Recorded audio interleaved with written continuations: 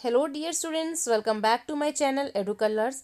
आज हम इस क्लास 7th की इतिहास की वर्कशीट में पढ़ेंगे वर्कशीट नंबर 23 जो कि 18 दिसंबर को आपको मिलेगी। और आज हम इस चैप्टर में पढ़ेंगे मुग़ल साम्राज्य के बारे में। मुग़ल साम्राज्य के हमने जो पिछली वर्कशीट की थी उसमें बाबर के बारे में पढ़ा था, जो कि मुग़ल साम्राज्य का संस्थापक था। आज हम इस वर्कशीट में बाबर के पुत्र हुमायूं के बारे में पढ़ेंगे और जानेंगे कि हुमायूं से रिलेटेड क्या क्या फैक्ट्स हैं। और इस वर्कशीट को चलिए बच्चों हम शुरू करते हैं। उससे पहले मेरे चैनल एडू कलर्स को बच्चों ज़रूर सब्सक्राइब कर दीजिए। अच्छा बच्चों, आप सब पिकनिक जाते हैं। पिकनिक जाने के दौरान बहुत से बच्चों ने हुमायूं का मकबरा देखा होगा, लेकिन क्या आपने सोचा कि हुमायूं का मकबरा किसने बनवाया है? तो आज हम जानते हैं कि हुमायूं का मकबरा किसने बनवाया था। बच्चों, हुमायूं का मकबरा जो है वो हाजी बेगम ने बनवाया था, जो कि हुमायूं की पत्नी थी। ठीक है, हाजी बेगम, इन्होंने हुमायूं का मकबरा का बनवाया था। अब हम बात करते हैं हुमायूं के बारे में। हुमायूं जो है वो 1530 से 1540, उसके बाद 1555 से 1556 के दौरान गद्दी पर बैठे। अब आप सोच रहे होंगे कि दो बार डेट क्यों दी हुई है। वो इसलिए दी हुई है कि 1530 में जब बाबर की मृत्यु हो जाती है तो गद्दी जो है वो हुमायूं ने संभाल ली। 1530 से 1540 के दौरान 10 सालों में उन्होंने गद्दी को संभाला, लेकिन 1540 में आ जाते हैं शेरशाह सूरी, जो कि सूर वंश के शासक थे। शेरशाह सूरी ने हुमायूं को भारत से खदेड़ दिया और दिल्ली की गद्दी पर खुद हिस्सा अपना, यानी कि अपना जो है साम्राज्य स्थापित कर लिया। शेरशाह सूरी बहुत काबिल एक सुल्तान था, बादशाह था, और इस वजह से हुमायूं जो है वो शेरशाह सूरी को नहीं हरा पाए, जिसकी वजह से वो भारत से बाहर ही घूमते रहे। जब शेरशाह सूरी की 1545 में मृत्यु हो जाती है तब उसके पुत्रों ने सूरवंश को आगे बढ़ाया। 1555 में हुमायूं को लगा कि उसको गद्दी वापस मिल जाएगी और उसने यहाँ पर सूरवंश के शासकों से युद्ध लड़ा, जिसमें हुमायूं को विजय मिली। और उसके बाद 1555 में हुमायूं जो है वो दोबारा से दिल्ली की गद्दी पर बैठते हैं। लेकिन अगले ही साल 1556 में एक लाइब्रेरी की सीढ़ी से गिरकर उनकी मृत्यु हो जाती है, यानी कि दोबारा जब वो आए तो सिर्फ एक ही साल वो सत्ता पर बैठे। अब हम बात करते हैं आगे। मुगल ज्येष्ठाधिकार के नियम में विश्वास नहीं रखते थे, जिसमें ज्येष्ठ पुत्र अपने पिता के राज्य का उत्तराधिकारी होता था। बाबर जो है, हमने पिछली अपनी वर्कशीट में पढ़ा था कि बाबर जो है उत्तराधिकार का ये नियम नहीं मानते थे, जिसमें पुत्र जो है, जो सबसे बड़ा पुत्र होगा उसको गद्दी मिलेगी, बल्कि एक सहदयात की एक नीति थी, सहदयात का उत्तराधिकार नियम, जिसके तहत जो भी एक राजा की संपत्ति है वो उसके जितने भी पुत्र हैं उनमें बराबर बराबर बांट दी जाएगी।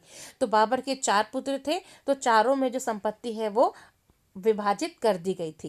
हुमायूं ने अपने पिता की वसीयत के अनुसार जायदाद का बंटवारा किया और हर प्रांत, एक जितने भाई थे सबको एक एक प्रांत दे दिया ताकि वो अपने एरिया को संभाल सके। देखिए, ये है हुमायूं की तस्वीर। अब हुमायूं के बारे में हम और कुछ पढ़ते हैं। अपने भाई मिर्ज़ा कामरान की महत्वाकांक्षाओं के कारण हुमायूं अपने अफगान प्रतिद्वंदियों के सामने फीका पड़ गया।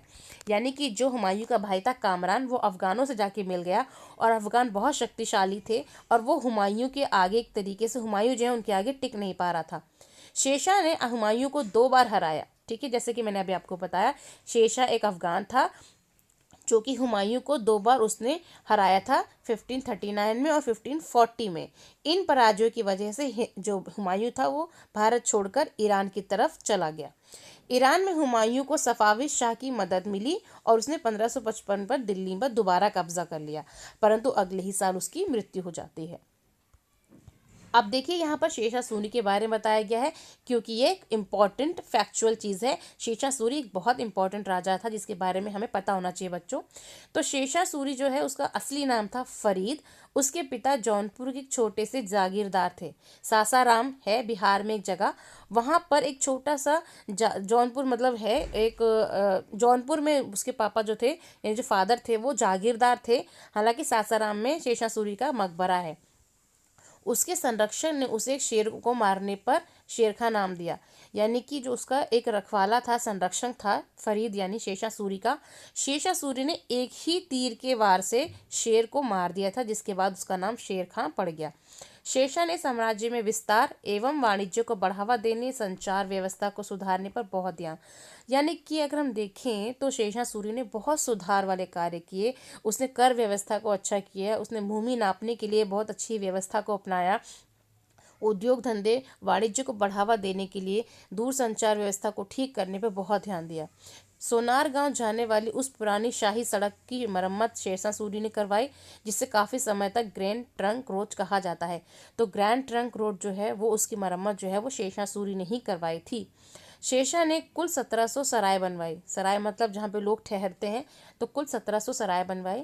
और 1545 में कालिंजर के किले की घेराबंदी के दौरान एक दुर्घटना हो गई। जब तोप वो चला रहा था तो तोप के फट जाने की वजह से शेषा सूरी की एक एक्सीडेंट में यानी कि दुर्घटना हो जाती है और उसकी मृत्यु हो जाती है। अब हम यहाँ पर कुछ क्वेश्चन है, अब ये पढ़ेंगे कि असत्य है और सत्य है। तो पहला जो है सत्य असत्य, चौसा के युद्ध में हुमायूं ने शेषा सूरी को हराया, क्या ये सही है? ये गलत है। क्यों? क्योंकि हुमायूं ने नहीं, शेषा सूरी ने हुमायूं को हराया था। हुमायूं पराजित हुआ था, शेषा सूरी जीता था। कालिंजर के किले की घेराबंदी के दौरान हुमायूं की मृत्यु हुई, ये भी गलत है, क्योंकि कालिंजर के किले की घेराबंदी के दौरान शेषा सूरी की मृत्यु हुई थी, ना कि हुमायूं की। हुमायूं की मृत्यु लाइब्रेरी की सीढ़ियों की गिरने से वजह से हुई थी। हुमायूं के पिता का नाम बाबर था, ये सही है, हुमायूं के पिता का नाम बाबर था। अच्छा, अब अगली यहाँ पर एक एक्टिविटी दी हुई है, सेकंड एक्टिविटी। इसमें पूछा गया है कि उत्तराधिकार के चयन के लिए मुगल किस परंपरा का प्रयोग करते थे। तो जैसे कि हम सब ने बताया, मुगल जो है वो सहदयात की जो परंपरा है, उत्तराधिकार का नियम है, इसका उपयोग करते थे, ताकि जितनी भी जायदाद है वो सारे बच्चों पुत्रों के बीच में बराबर बढ़ जाए।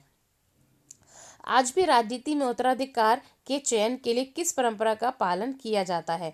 आज भी अगर हम देखते हैं तो जो योग्य पुत्र होता है उसी के बीच में जो है एक तरीके से अपनी जायदाद, या फिर जो जितने भी पुत्र हैं उनके बीच में बराबर बराबर जो जायदाद है वो बांट दी जाती है, वसीयत बांट दी जाती है। आज भी यही होता है, सहदयात की जो उत्तराधिकार का नियम है उसी के अनुसार सारे पुत्रों में वसीयत जो है वो बांट दी जाती है। तो बच्चों यहाँ पर हमारी ये वर्कशीट कंप्लीट होती है। बहुत अच्छा चैप्टर है, इसे पढ़ाने में मुझे काफ़ी इंटरेस्ट आता है। मैं आशा करती हूँ कि आपको ये मेरी वर्कशीट अच्छी लगी होगी। अगर आपको ये मेरी वर्कशीट अच्छी लगी है तो कृपया करके मेरी इस वर्कशीट को अपने फ्रेंड्स में शेयर करें। मेरे चैनल एडू कलर्स को ज़रूर सब्सक्राइब करें। मेरा वीडियो देखने के लिए थैंक यू सो मच।